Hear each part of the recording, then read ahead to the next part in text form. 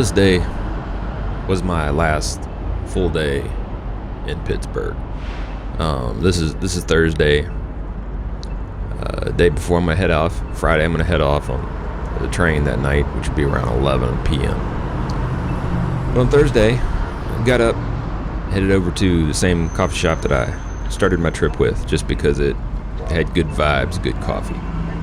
Sat out front and just watched everybody walk by, little people watching.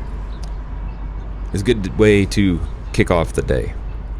And then headed into office and got all sorts of stuff done, yada yada yada, etc., etc.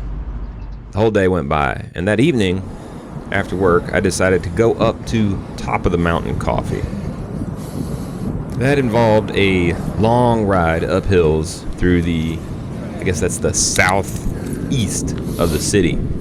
It's actually a beautiful area, just like the other areas of the city, really. The neighborhoods are on the kind of lean toward the older houses, a little rougher shape. But the neighborhood's still beautiful, and the houses are still lived in. There's people walking through the walkable neighborhoods that they are. And it's pretty nice. I dug it. Also, even though it's rush hour, like most things I noticed in Pittsburgh, the interstates, like the stupid funnels that they are, were full of people. It was packed, backups, all sorts of stuff. But out here in the neighborhoods, there was nothing. Oh, I just blew that stop sign. I don't think I even realized there was one there when I was riding that day. But yeah, it's just, you're seeing it. This is the level of traffic, and this is in one of the inner neighborhoods. Every inner neighborhood that I rode around, this is the traffic level, basically non-existent. Smack dab right in the middle of rush hour. So, if you want to live somewhere that's good in this country, you find an old inner neighborhood of a city like this and you live there. Because it's walkable, it's easy to get around, you don't have a lot of traffic, you don't have to deal with the interstate, and now I'm on the downhill part. I got to a hill, and I'm just rolling, and still, see, there's like a little bit of traffic that's... Oh, did I just pass up the hilltop and mess up the whole thing? I thought I had just passed the hilltop, but I had not passed the hilltop. I wasn't Fucking there probably, yet. man. There's like multiple hilltops, even though one is called Hilltop. So I stopped and looked into where the hell I was going, as I do. Oh no, I got a little ways to go. Okay. And that was quick. So back to rolling. But yeah, so just seriously, look at these old neighborhoods. Oh, that stop sign I clearly just blew.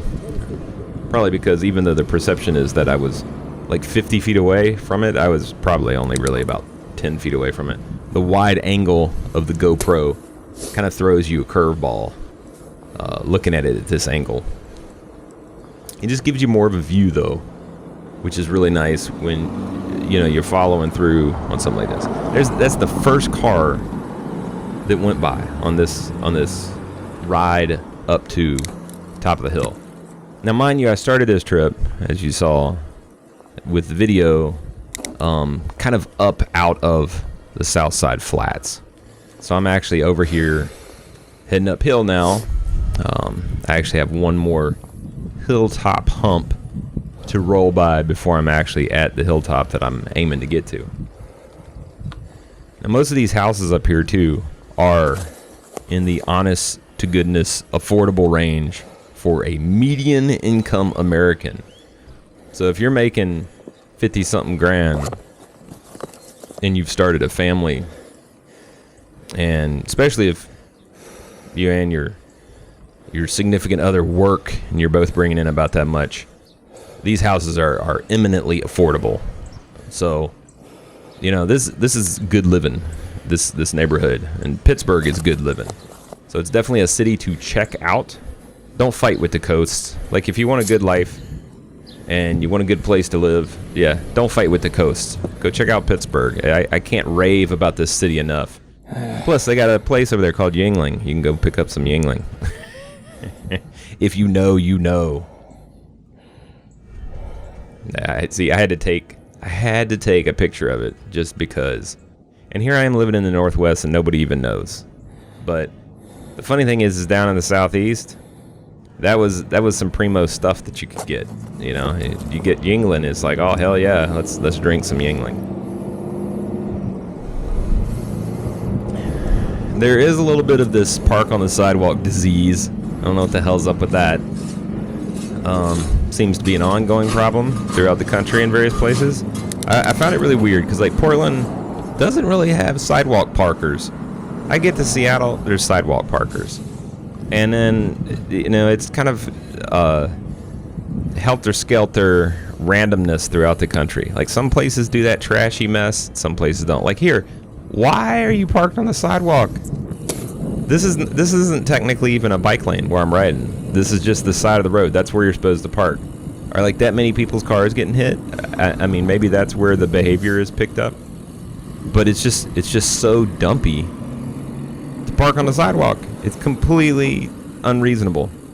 I absolutely hate that about any place. And this is not something that just the United States has a problem with. When I was in Poland, people did that.